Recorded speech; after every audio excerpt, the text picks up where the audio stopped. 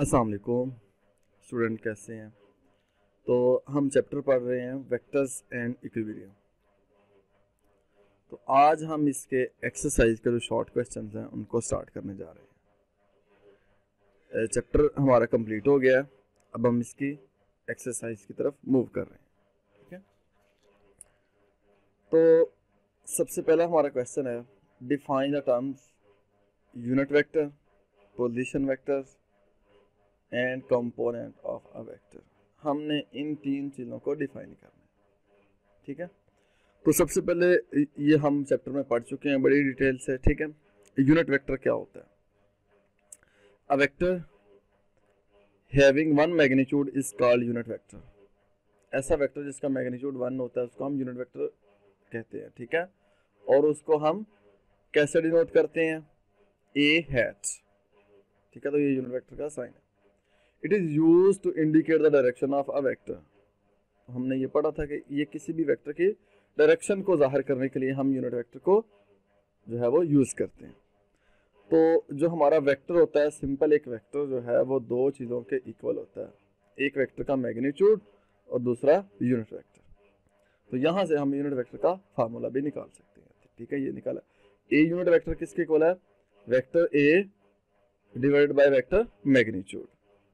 तो unit vector in the direction of vector a is written as, तो जो unit vector होता है वो किसी भी वेक्टर की डायरेक्शन में हम उसको कैसे लिख सकते हैं, ए यूनिट, और इसको ए यूनिट, तो ये ए के ऊपर हमने क्या डाला हुआ, हैट, जिसको हम कैसे रीड करेंगे, which we read as A hat.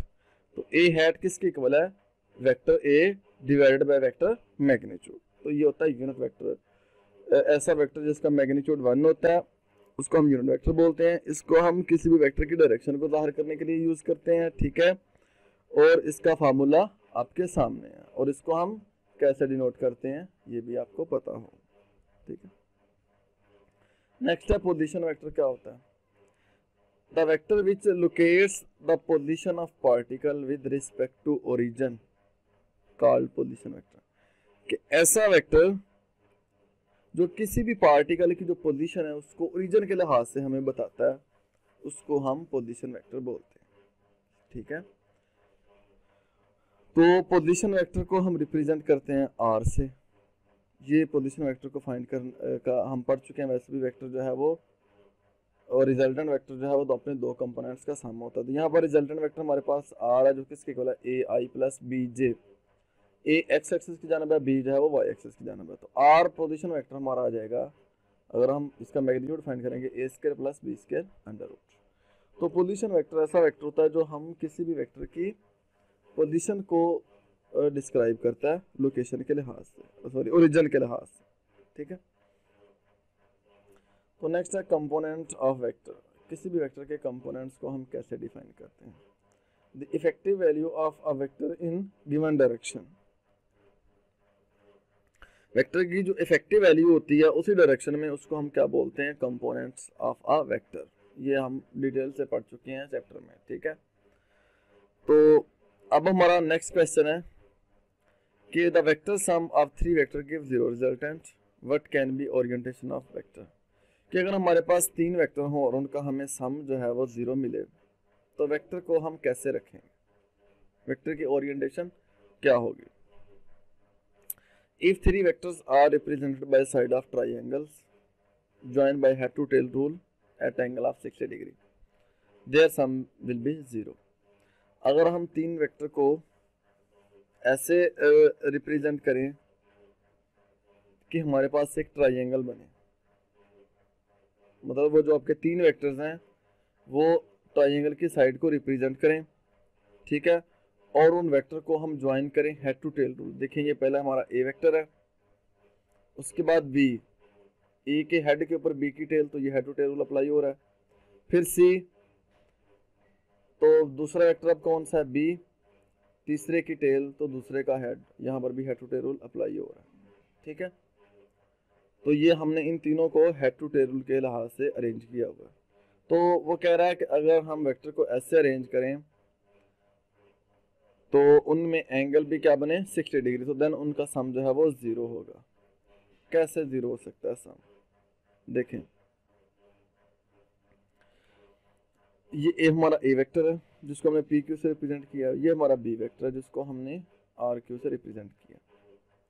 देखिए ए और बी को अगर हम सम करें तो हमें एक रिजल्टेंट वेक्टर मिलेगा, ठीक है। वो रिजल्टेंट वेक्टर जो हम ड्रॉ करेंगे उसकी डायरेक्शन सी वेक्टर के अपोजिट बनेंगे, ठीक है। ये जहां पर मैं फोकस कर रहा हूं, ठीक है। तो वो जो रिजल्टेंट वेक्टर बनेगा उसकी डायरेक्शन बनेगी सी के अपोजिट। अब देखें सी और रिजल्टेंट हमारा दोनों अपोजिट डायरेक्शन में होंगे तो ये क्या कर देंगे, एक दूसरे को कैंसिल कर देंगे, ठीक है। तो हम लिखेंगे कि a plus B plus C is equal to 0, तो तीनों वेक्टर का सम हमें 0 मिल जाता है। तो इसको हम और भी मजीद एक्सप्लेन करते हैं।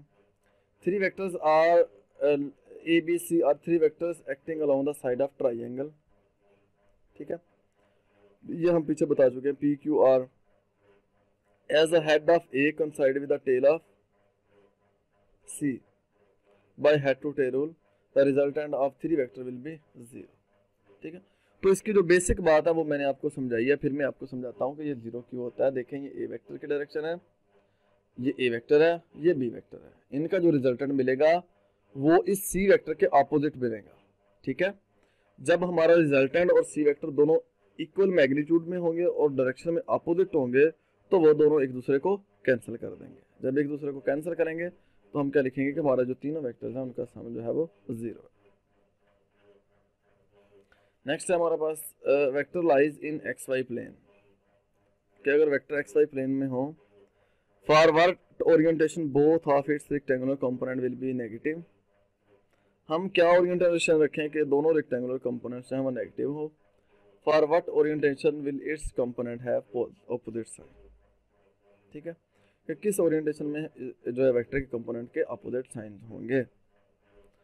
तो पहला हमारा जो है वो पूछ रहा है कि forward orientation will both of its rectangular component will be negative. हम वेक्टर को कहां पर रखें कि हमारे दोनों रेक्टेंगुलर कंपोनेंट जो हैं वो नेगेटिव हो। व्हेन ये हम पढ़ चुके हैं, when vector lies in third quadrant then both of its rectangular component of vector will negative. अगर हमारा वेक्टर थर्ड क्वाड्रेंट में होगा तो आपके रेक्टेंगुलर कंपोनेंट नेगेटिव होंगे। The component vector have opposite sign when vector lies in second and fourth quadrant। अगर हमारा vector second quadrant में होगा या फोर्थ क्वाड्रेंट में होगा तो उनके उसके जो दोनों कंपोनेंट होंगे उनके अपोजिट साइन होंगे, क्योंकि हमें पता है कि सेकंड क्वाड्रेंट में हमारे पास x नेगेटिव होता है, y पॉजिटिव होता है, फोर्थ में x पॉजिटिव होता है, y नेगेटिव होता है। इन दोनों क्वाड्रेंट में हमारे जो कंपोनेंट्स होते हैं उनकी साइन अपोजिट होती है, ठीक है। नेक्स्ट हमारा question 4, if one of the rectangular component of vector is not 0, अगर हमारा एक रेक्टेंगुलर कंपोनेंट 0 ना हो तो क्या हमारा मैग्नीट्यूड 0 हो सकता है, ठीक है। तो इसको हमने एक्सप्लेन करना है। ax and ay are the rectangular component of vector a। अगर ax और ay हमारे पास एक रेक्टेंगुलर कंपोनेंट, एक रिजल्टेंट वेक्टर a के रेक्टेंगुलर कंपोनेंट्स हों तो फिर हम a का मैग्नीट्यूड कैसे लिखेंगे, ax का square plus ay square under root. ये हम पढ़ चुके हैं चैप्टर में। अब देखें अगर a को 0 होना है यहाँ पर तो दोनों का 0 होना जरूरी है, ठीक है। हमारे क्वेश्चन में ये पूछा है कि अगर a कंपोनेंट हमारा 0 ना हो तो क्या a जो मैग्नीट्यूड है वो 0 हो सकता है, तो ऐसा बिल्कुल नहीं हो सकता। अगर a मैग्नीट्यूड ने 0 होना है तो दोनों कंपोनेंट को 0 होना पड़ेगा। It is clear from expression that magnitude of a vector will be 0 only if all its rectangular components are 0। वो कह रहा है कि अगर मैग्नीट्यूड हमें एक्सप्रेशन से क्लियर नजर आ रहा है कि अगर मैग्नीट्यूड हमें 0 चाहिए तो फिर जितने भी रेक्टेंगुलर कंपोनेंट्स हैं वो भी 0 होने चाहिए। अगर एक भी कंपोनेंट जो है वो 0 नहीं होगा तो मैग्नीट्यूड जो है वो 0 नहीं होगा, ठीक है। नेक्स्ट है question 5, can a vector have component greater than vector magnitude. क्या वेक्टर का जो कंपोनेंट है वो मैग्नीट्यूड से ग्रेटर हो सकते हैं। क्वेश्चन का मतलब ये है कि जो कंपोनेंट जैसे हमारे पास ऊपर है ax और ay, क्या ये मैग्नीट्यूड से ग्रेटर बड़े हो सकते हैं। No, component of vector can never be greater than vector magnitude, कि जो वेक्टर के कंपोनेंट है वो मैग्नीट्यूड से बड़े नहीं हो सकते, because component of vector is it's effective value in specific direction. के कंपोनेंट क्या होते हैं, वेक्टर की स्पेसिफिक डायरेक्शन में उसकी वैल्यूज होती हैं। तो वैसे भी सीधी बात है, अभी हमें नजर आ रहा है, ये देखें a जो है वो ax प्लस ay स्क्वायर के अंडर रूट के इक्वल है। मैं आपको कॉमन से एग्जांपल देता हूँ, मैं लिखता हूँ 10 इक्वल है 7 + 3, ठीक है। क्या 3 और 7 10 से ग्रेटर हो सकते हैं? नहीं हो सकते ना, ठीक है। 10 इक्वल 7 + 3, तो क्या 3 या 7 10 से बड़े हो सकते हैं? तो नहीं हो सकते, छोटे हैं। तो इसी तरीके से जो ax है और ay है वो a से बड़े नहीं हो सकते, ठीक है। तो if ax and ay the rectangular components of resultant vector a, तो जो a वेक्टर है वो हमेशा अपने कंपोनेंट से ग्रेटर होगा या उसके इक्वल होगा, ax से भी, और इसी तरीके से a ग्रेटर देन या equal to ay। It is clear from expression that maximum magnitude of components can be equal to its magnitude of vector। कि जो कंपोनेंट हैं वो वेक्टर के मैग्नीट्यूड से ग्रेटर नहीं होंगे, या तो वो छोटे होंगे, हाँ किसी खास जो है वो स्पेसिफिक कंडीशन में वो वेक्टर के मैग्नीट्यूड के इक्वल हो सकती हैं, ग्रेटर नहीं होंगे। मैं फिर से बोल रहा हूँ कि वेक्टर के जो कंपोनेंट्स होते हैं वो या तो मैग्नीट्यूड के इक्वल होंगे या उनसे छोटे होंगे, ग्रेटर नहीं होंगे। नेक्स्ट हमारा 6 question, can magnitude of vector have negative value? क्या वेक्टर का मैग्नीट्यूड जो है वो नेगेटिव हो सकता है? No, magnitude of vector can not be negative. Magnitude जो है वो नेगेटिव नहीं हो सकता, because magnitude of vector can be describe by the formula. देखिए मैग्नीट्यूड का फार्मूला क्या है? ax का स्क्वायर प्लस ay का square.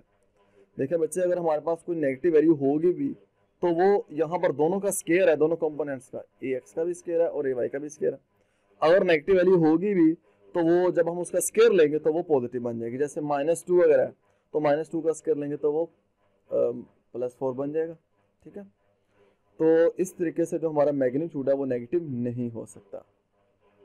ax and ay are the rectangular components of resultant vector a, as a square of real quantity always give the positive value।